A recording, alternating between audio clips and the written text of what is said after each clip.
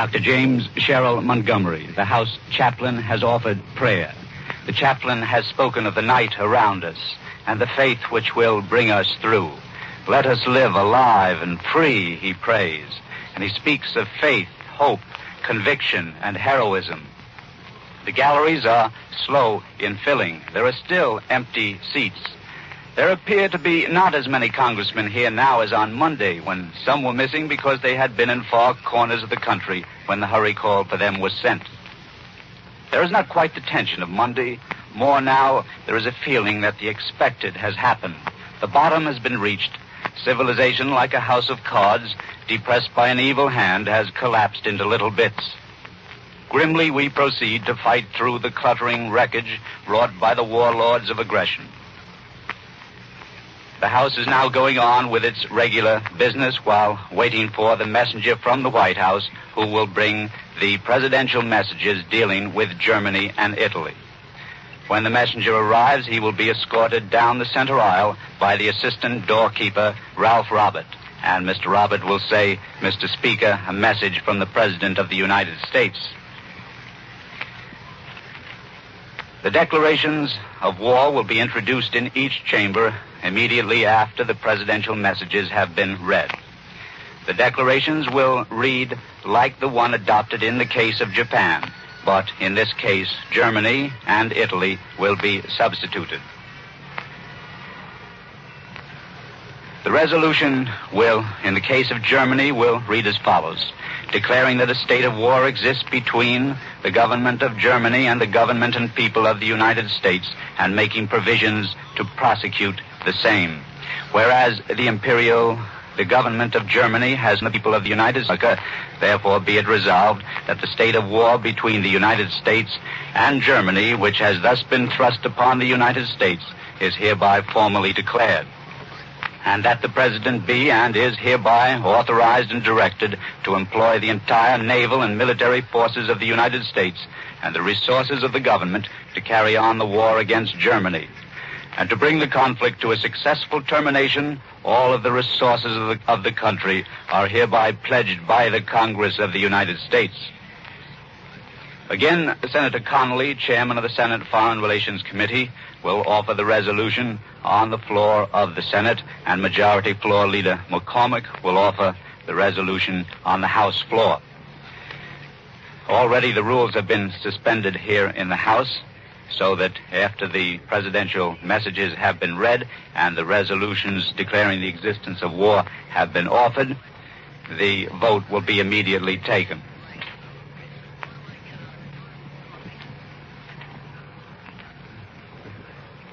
Those who were once isolationists have closed up ranks. They stand shoulder to shoulder with those who always supported the administration. Japan's treacherous attack cast the die. It was accepted on Monday by almost all congressmen that Germany had urged Japan on to the assault. But now there is the additional and overwhelming consideration that Germany and Italy have already declared war. We simply take up the challenge thrust upon us. The House has now gone into recess, subject to the call of the chair, while they wait for the President's message. How do those who were once critics of the White House policy now express themselves? Well, take Senator Taft, the Ohio Republican, for example. He says the President will have the unlimited support of every American in the all-out war which he predicted will last at least 5 years. And Senator Nye, last-ditch isolationist, in former days said, in light of recent developments, it is not surprising, terribly regrettable, inviting of immediate retaliation. There should be a quick declaration of war. We should go into it with the knowledge that no matter how long it will take, we can and will win the war. And Senator Austin, Vermont Republican, says, this adds nothing to our knowledge that the United States is and has been an object of Hitler's aggression. But it is a good thing for some reasons, one of which is that it will terminate the sniping which might otherwise have continued within the United States. And Austin added, to make the formal expression of the situation complete, the United States ought to declare war promptly upon all of the Axis powers. And Senate Majority Leader Barkley declared, inasmuch as Germany and Italy have declared war on us, there is nothing to do but tighten up our belts, gird our loins, and go to it. Now here's the bulletin. The Senate Foreign Relations Committee has unanimously approved the resolutions recognizing a state of war, the existence of a state of war with Germany and Italy. Still, the House and Senate are waiting for the special messages to come from the White House, which will ask the Congress to declare the existence of a state of war. Meantime, there's been a very interesting press conference at the War Department. Secretary of War Stimson has announced that General MacArthur, the commanding general in the Philippines, has confirmed the sinking of the 29,000-ton Japanese battleship Haruna, or a battleship of the same type, sunk yesterday by the American Army Air Forces north of Luzon. Mr. Stimson reported continued attempts by strong Japanese forces to establish themselves along the northern coast of Luzon. Determined resistance has confined this action to the attack in the vicinity of Apari at the extreme northern tip of Luzon, where the Japanese attempted to establish a beachhead yesterday. Air activity continued in the vicinity of Manila with intermittent attacks on airfields at Cavite and Nichols Field throughout the day. Mr. Stimson made his announcement quietly to a large press conference at the War Department. He was composed, cool, and occasionally he made personal comments. When he had been Governor General of the Philippines, he recalled, he had had difficulty in just getting himself through the mountains of northern Luzon by himself. The Japanese, he said, would have a hard time getting an army through those mountains. Secretary Stimson reported that we are strengthening our own defenses everywhere. He did not know the full details as to the Sunday attack on Hawaii. There is no time now for recrimination, no time even for investigation. That will come later. Now is the time, said Mr. Stimson, for preparation and action.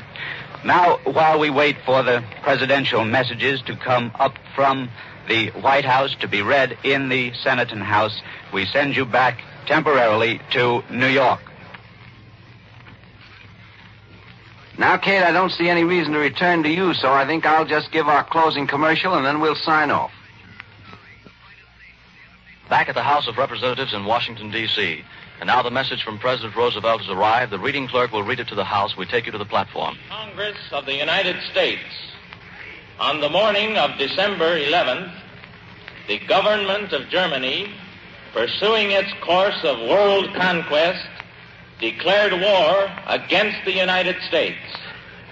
The long known and the long expected has thus taken place.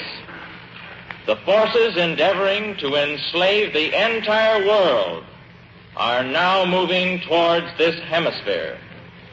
Never before has there been a greater challenge to life, liberty, and civilization.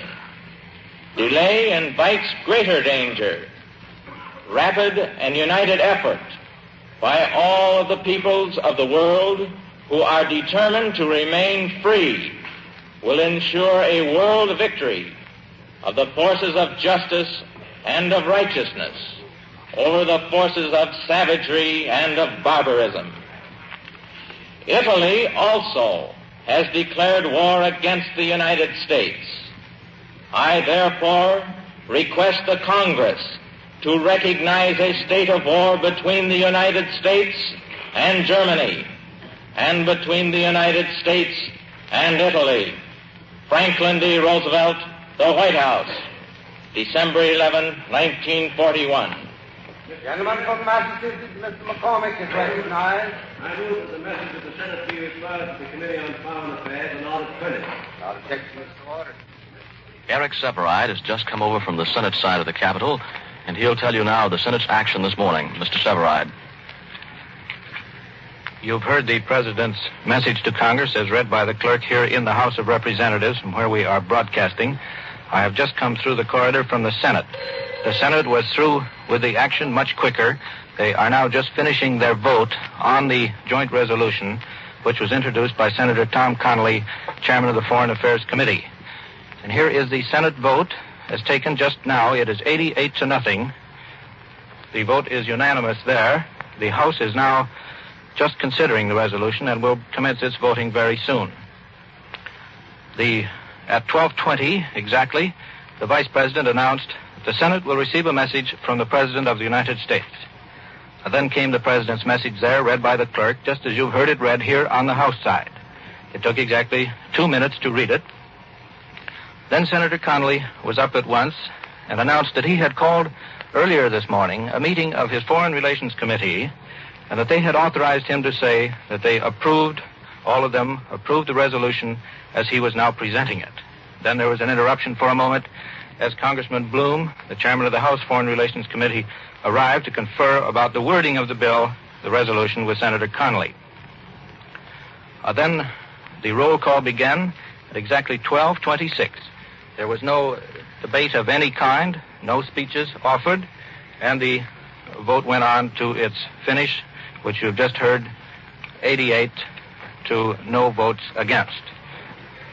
And now, while the House continues again, I'll read you the only change there was in the resolution. The words, it is the same resolution, as a matter of fact, as the one passed on Monday declaring a state of war with Japan. The only thing that has changed is, of course, the name that the Imperial Government of Japan is substituted, and the Government of Germany is inserted. And instead of the words, has committed unprovoked acts of war against the government and the people of the United States, it now reads, the Government of Germany has formally declared war on the government and the people of the United States. And now I understand that the further votes have come in from the Senate, from persons undoubtedly who were absent, and the vote now stands at 90. There were, and none against, of course. There were 5 or 6 people absent, including Senator Wagner, who was ill, Senator Wheeler, who was with his ill brother in Boston, Senator Tidings, Mr. Bone, and 1 or 2 others. The President's message having been read in the House of Representatives and the United States Senate, resolutions, of course, have been introduced in both houses, and war has already been passed in the Senate, as Mr. Severide told you just a bit earlier. Thus, we conclude this program from the floor of the House of Representatives in the United States Capitol building, and we return you now to New York.